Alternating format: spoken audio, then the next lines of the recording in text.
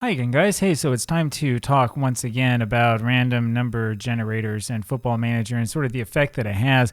This is another post from FM Arena that's probably about a little bit under a year and a half old, but it teaches us something that's important. So, to put a little preface on this, back when I started getting serious about Football Managers, probably right around the beginning of the pandemic, I wonder why I started to care about it. I was watching videos that were talking about how to create tactics, and I can remember one content creator in particular who was talking all excitedly about how you could just use the default tactics that the game comes with and how everything will work out just fine. And his examples were all with Borussia Dortmund.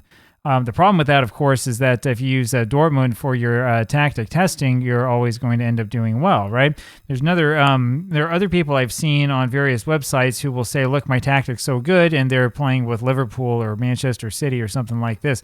I'm going to show you here what these guys have found. So again, this is after testing tactics for a significantly long amount of time. 10,944 matches tested. Don't worry about the screenshot that isn't showing up anymore. I actually downloaded and looked at this zip file, which doesn't have much information that is extremely useful.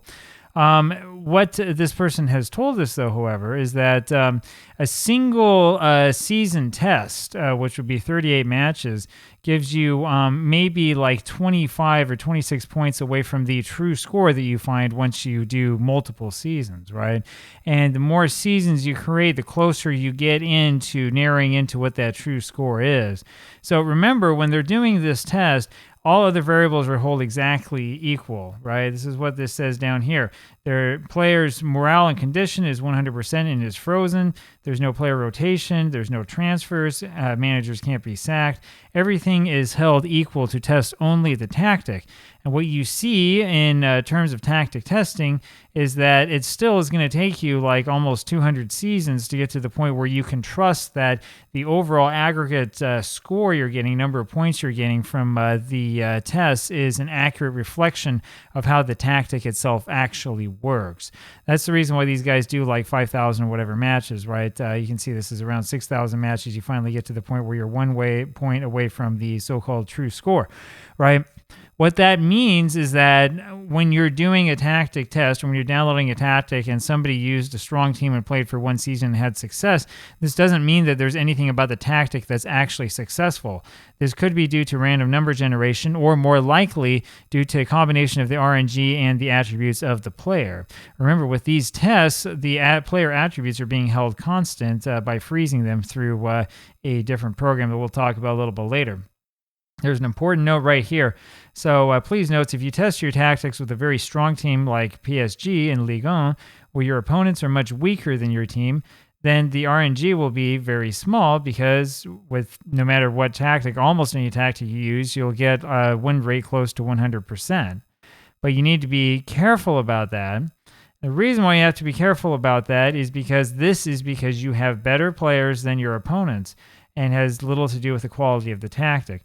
So what this means overall is not only that random number generation of Football Manager is a powerful thing that we have to worry about and at least be cognizant about, but beyond that, when we are looking into tactic testing, we have to think about the strength of the side. I know there are people who talk about, oh, this tactic is good for sides that are further down the league, or this is good for strong sides further up the league, and so on and so forth. It's not really a meaningful comparison. It really isn't, right? Football Manager's match engine, as I've said before, does not have like a certain type of match where a defensive setup is better than an offensive setup. That doesn't exist. You can watch any content creator, you can watch anybody who plays these games and who shares results with people, and you will notice that that never happens. That's never the case. In fact, as we will explore later on, the switches in the game, things you turn on and off, have an effect on the outcome of your matches over the long haul as the random number generator sort of evens out. It has an overall effect that is either positive or negative, which means that it's a very linear approach. This isn't like some fantastic metagame that's internal and is always changing. Instead, this is literally you push the right buttons and all of a sudden your players play well. Go back to the save I had earlier with Hollum and you'll see this, right? We were doing poorly in part because our players weren't so good. When we changed the tactic to look like all of the tactics that you can download, all the ones that we know are successful, all of a sudden Hollum started doing really well, and the players looked like they knew what they were doing, which is very, very interesting because it tells us something about Football Manager's tactical system. It's not about like, figuring out if you're in the ascendancy or if you need to defend more or whatever in an individual match. Instead, it is literally about making sure you push the right buttons and having fast enough players, and then you'll be fine. There you go. Let me know what you think down below. We're going to have more videos like this because this is an interesting topic that, again, most people are not talking about. Talk to you later. Bye.